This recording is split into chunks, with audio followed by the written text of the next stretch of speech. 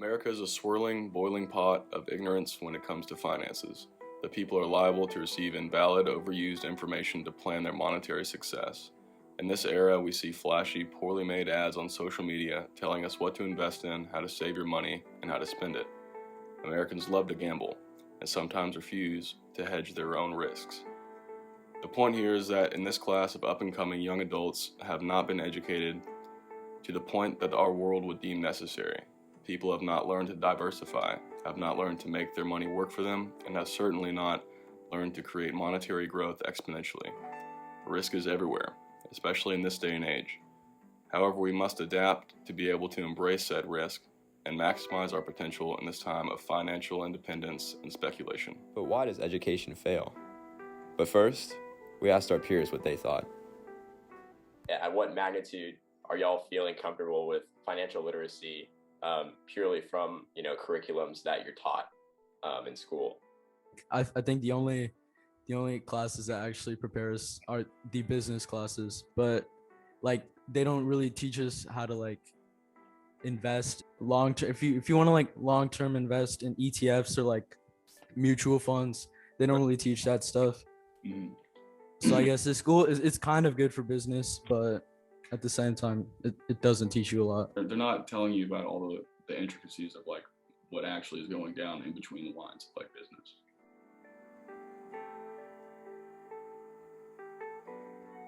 From the Institute for Operations Research and the Management Sciences, Daniel Fernandez, John Lynch, and Richard Nettermeyer conclude that there are three distinct reasons for the ineffectual implications of financial literacy. Knowledge experiences a half-life, and competence lacks arithmetic reasoning, and heuristic tendencies dismiss the opportunity.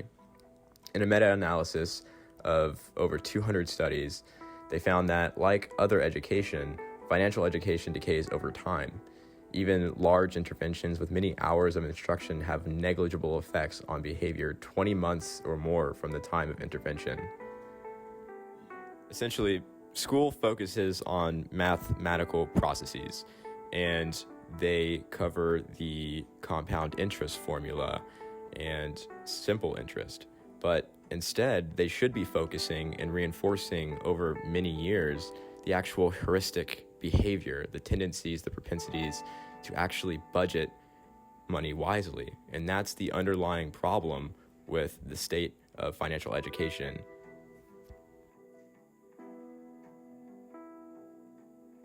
This generation especially loves risk. They see the flashy, inexpensive ways to generate income, and they bet the house on it.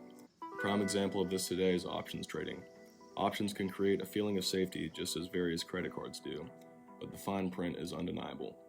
The free market as we all know it has always been based on intuition and personal inquiry. Options investing eradicates this time-tested prophecy.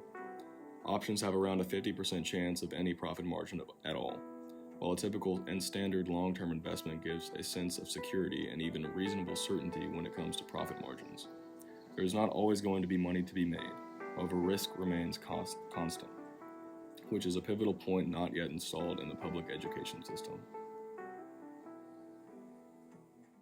That's my only thing is you're depending on a certain number, which I'm not really comfortable with. I'd rather just watch the number myself and decide when I want to sell it.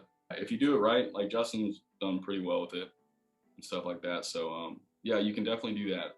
I also do risky plays, out of the money type options, so I don't have to hit the strike number. Yeah.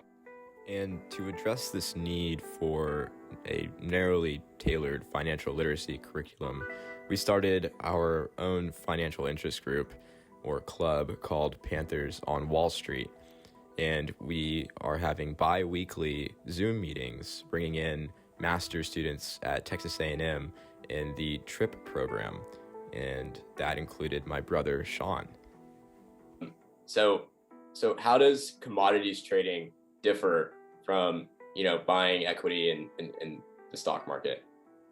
Well, first off, it's totally different markets. So, buying stocks and ETFs are on the New York Stock Exchange, which is traded in New York, as we know, and it's just totally different markets. So, as for commodities, for oil, natural gas, power, stuff like that, there's an actual physical market as well as futures markets. So you can buy and sell the physical hydrocarbon fuel, like oil, barrels of oil. And you also can trade the futures of these commodities. So like you can kind of predict the price in a couple months from now and also trade those prices. So there's two different types of markets, and they definitely differ greatly from stocks. Since your brother is here, you said he was like more into real estate investing. I wanted to know if It's a whole lot different market. Definitely, I would say like my biggest advice for y'all is to start like, learning the markets and finding out like, what goes into each markets and what goes into trading all the different commodities and stocks and ETFs and real estate markets. Just kind of getting a knowledge of, the basics as to, how it all works. Budgeting and saving and cash flow are as difficult as one distinguishes them to be. There are a lot of ways that somebody can save their money or allocate their savings to try to make more money, but only through informalities, actual hands-on experience with the markets.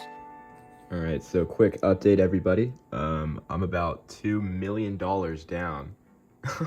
So I think I did that in like 5 minutes. Yeah. Can someone alter their stubborn disposition to personal finance? And avidity is the optimal remedy to the bureaucratized conduct of business. In the end, your own gut will tell you what is right and what is wrong. You must outsource, strive for financial competence, and fight for what can be yours. We as a generation are not used to having to stand up for ourselves, as we have never really needed to. But now is the time to dissolve that belief. Ladies and gentlemen, we have all the information we need at our fingertips, which is something that no other generation before us can say. Use this reckoning to your advantage, in finances and in life. The American dream can be construed as one of blind, unwavering ignorance. That does not mean its validity has been corroded. Stand up, look further, dig deeper, and you will obtain the tools that have seldom been taught to our people. Remember that it is better to know how to think rather than only knowing what to think.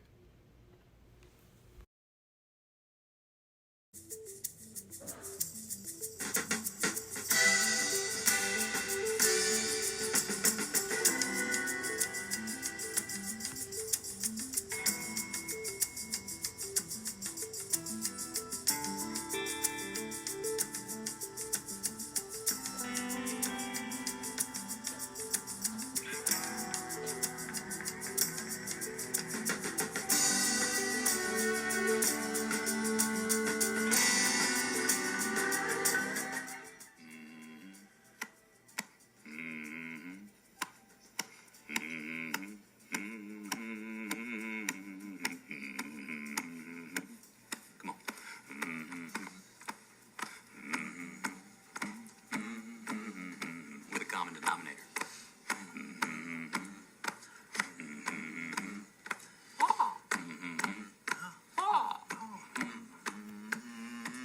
Keep it up for me.